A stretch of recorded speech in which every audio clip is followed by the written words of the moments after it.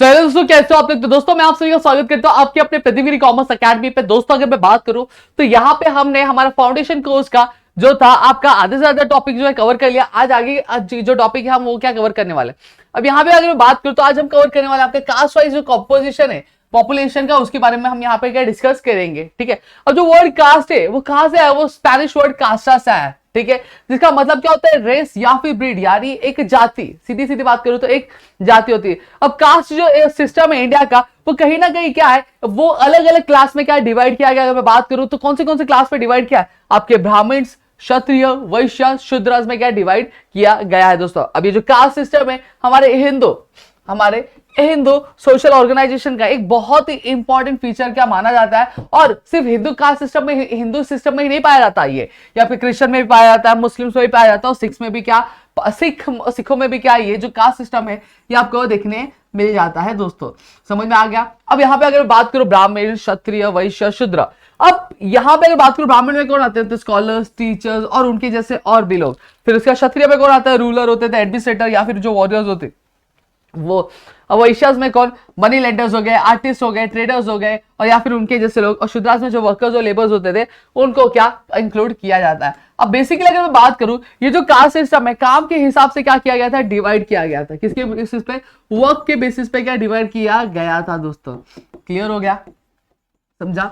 चलो अब यहां पे बात करूं तो इंडियन कॉन्स्टिट्यूशन का जो लिस्ट है, Indian constitution schedule caste order 1950 क्या करता है, वो बताता है 1108 कास्ट क्या की है, लिस्ट की गई है उस ऑर्डर में। और 2011 की सेंसस स्टाइल के हिसाब से 16.6% जो पॉपुलेशन है वो आपके कहां से बिलोंग करती है, वो आपके शेड्यूल कास्ट से बिलोंग करती है। वहीं 8.6% जो पॉपुलेशन है वो आपके शेड्यूल ट्राइब से क्या बिलोंग करती है। दोस्तों समझ में आ गया। अब यहां पे हम देखेंगे जो फैक्टर्स, ऐसे क्या फैक्टर्स है जो रेस्पॉन्सिबल है क्या आपके जो कास्ट सिस्टम है उसकी ग्रोथ में। दोस्तों ठीक है, चलो फटाफट से देख लेंगे। अब यहां पे अगर बात की जो इन्फ्लुएंस रीजन का, अब रिलीजन का जो इन्फ्लुएंस वो जो बढ़ता आ रहा है उसका मेन रीजन क्या है, मेन रीजन जो है कास्ट सिस्टम जो इंडिया में, वो उसका कहीं ना कहीं मेन रीजन। अब हिंदू कास्ट सिस्टम में अगर बात करूं तो ये क्या किया जाता है, ये बहुत ही, अगर मैं बात करूं बहुत ही बोलते ना डिवाइन, यानी बहुत पुण्य का काम क्या माना जाता है, पुण्य जगह क्या मानी जाती है, यानी पुण्य चीजें क्या मानी जाती है। ठीक है। अब बिलीव्स इन रिइंकार्नेशन। अब रिइंकार्नेशन मतलब क्या होता है, हम सभी से जानते हैं कि लोगों का विश्वास ये है कि जो एक इंसान एक बार मर जाता है वो कहीं ना कहीं फिर से उसका क्या होता है, पुनर्जन्म होता है एक दूसरी बॉडी में, एक दूसरे चेहरे के साथ। दोस्तों समझ में आ गया। अब and the doctrine of Karma, doctrine of Karma मतलब किसी चीज की सीख को हम लोग क्या बोलते हैं, डॉक्ट्राइन बोलते हैं। दोस्तों जो कहीं ना कहीं कास्ट सिस्टम जो है इंडिया में उसका क्या बढ़ावा दे रहा है। दोस्तों इतना क्लियर हुआ। अब स्टैटिस्टिक रूलर सोशल स्ट्रक्चर। अब ये जो रूलर आपके सोशल स्ट्रक्चर है ये कहीं ना कहीं इसको बढ़ावा दे रहे। फिर अगर बात करूं जो एजुकेशन लोगों को नहीं मिल पा रही उस हिसाब से, साथ ही साथ जो रूरल मास है वो क्या कर रही, कहीं ना कहीं कास्ट सिस्टम की ग्रोथ में कंट्रीब्यूशन दे रहा है। इलिटरेसी जो है, इलिटरेसी की वजह से लोग क्या हो रहे हैं, ऑर्थोडॉक्स बन रहे हैं। ऑर्थोडॉक्स मतलब क्या होता है, ऑर्थोडॉक्स मतलब किसी भी चीज को ओल्ड या फिर ओल्ड ट्रेडिशन को फॉलो करना, उसको हम लोग क्या बिलीव, ब्लाइंडली ओल्ड ट्रेडिशन को फॉलो करना, उसको हम लोग ऑर्थोडॉक्स बोलते हैं। ठीक है। अब वो क्या इसमें क्या ब्लाइंडली यानी बिना कुछ समझे सोचे क्या कर रही है, जो रूल्स और रेस्ट्रिक्शंस है इसको क्या फॉलो कर रहे हैं। दोस्तों क्लियर हो गया। अब जो एक्सिस्टेंस है बहुत सारे रेसेस का, यानी बहुत सारे कास्ट का इंडिया में उसके वजह से कहीं ना कहीं जो स्ट्रिक्ट लॉज क्या बन गए किसके रिगार्डिंग डिस्क्रिमिनेशन, यानी जो भेदभाव होता था उसके लिए क्या बहुत सारे रूल्स एंड रेगुलेशन हमें देखने मिल जाते हैं। कुछ रिजर्वेशन है पिछड़ी जाति वाले लोगों के लिए। समझ में आ गया, इतना चीज क्लियर हो गया होगा मेरे ख्याल से आपको। फिर उसके बाद अगर मैं बात करूं आपके, अब ये जो हेरिडिटी है, अब जो रूलर्स है वो क्या यूनिफॉर्म कस्टम्स क्या परफॉर्म नहीं करते। दोस्तों अलग अलग क्लास के क्या अलग अलग क्या कस्टम्स है, अलग अलग पीपल्स के जो एनकरेज किया जाता है आपके कास्ट सिस्टम में इंडिया के। ठीक है। अब जो हेरिडिटरी ऑक्यूपेशन है लोगों का, वो स्पेशली जो कास्ट सिस्टम है, जो हेरिडिटरी ऑक्यूपेशन मतलब क्या हो गया, मैं बात करूं ब्राह्मण है तो वो वही पूजा पाठ करेगा, क्षत्रिय है तो वही व्यापारी या फिर लैंडलॉर्ड बनेगा। ये जो चीज है रूरल एरियाज में कहीं ना कहीं क्या जो कास्ट सिस्टम है इंडिया में उसको क्या बढ़ावा दे रही है, या फिर उसको आज भी क्या जागरूक रखी है। दोस्तों क्लियर हो गया, पक्का मेरे ख्याल से कुछ डाउट नहीं होगा। फिर उसके बाद अगर बात करें इसमें इतनी चीज से समझाने वाली नहीं बस, तो इस वजह से मैं क्या फटाफट यहाँ पे आपको कवर कर रहा हूं। ठीक है। अब यहां पे अगर बात करूं तो आपका आता है जेंडर रेशियो। अब आपने क्या जेंडर वाइज क्या कॉम्पोजिशन है पॉपुलेशन का, वो हम लोग देखने वाले हैं, ठीक है। अब जेंडर रेशियो, आपने अब तक सेक्स रेशियो सुना होगा, सेक्स रेशियो का ही जेंडर रेशियो बोला था, जेंडर रेशियो का ही सेक्स रेशियो बोला जाता है, समझ में आ गया। आप प्रदीप सर बोलो या फिर पीजी सर बोलो, दोनों एक ही है। उसी तरह से जेंडर रेशियो बोलो या फिर सेक्स रेशियो बोलो, दोनों एक ही होता है। अब जेंडर रेशियो क्या होता है, सेक्स रेशियो क्या होता है, हर 1000 मेल पे कितने फीमेल्स है,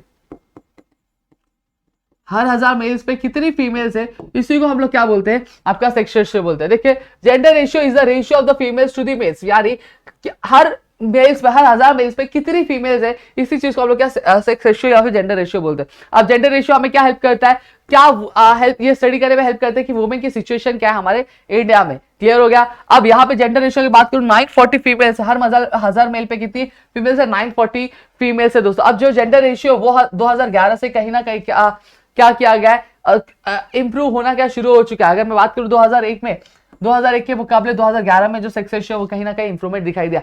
अगर मैं बात करूं, देखो सेक्स रेशियो हम कब बोलते हैं ज्यादा है, जब फीमेल्स की जो काउंट होगी, अगर फॉर एग्जांपल मेल्स की काउंट 1000 है, फीमेल्स की काउंट 1100 है, तो हम बोलेंगे सेक्स रेशियो क्या ज्यादा, वही अब कम कब बोलेंगे, जब मेल्स का काउंट क्या 1000 है और फीमेल्स का काउंट क्या है 940 है, तो उसका हम बोलेंगे सेक्स रेशियो क्या कम है। वही अगर दोनों चीजें बराबर होंगी तो उसको हम लोग क्या बोलेंगे, जो चीजें दोनों बराबर है। क्लियर हो गया, मेरे ख्याल से कुछ भी डाउट नहीं होगा।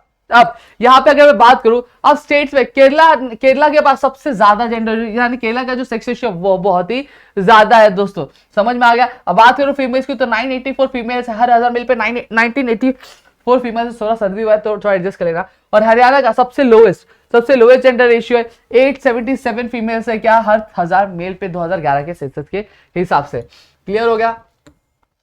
अब यहां पे ध्यान देना, अब यहां पे बात करूं, अब ऐसा नोट किया जाता है कि जो ओवरऑल जेंडर रेशियो वो इंप्रूव आपके क्या 2011 में इंप्रूव हुआ, कंपेयर करूं 2001 के मुकाबले 2011 में जो जेंडर रेशियो वो इंप्रूव हुआ है।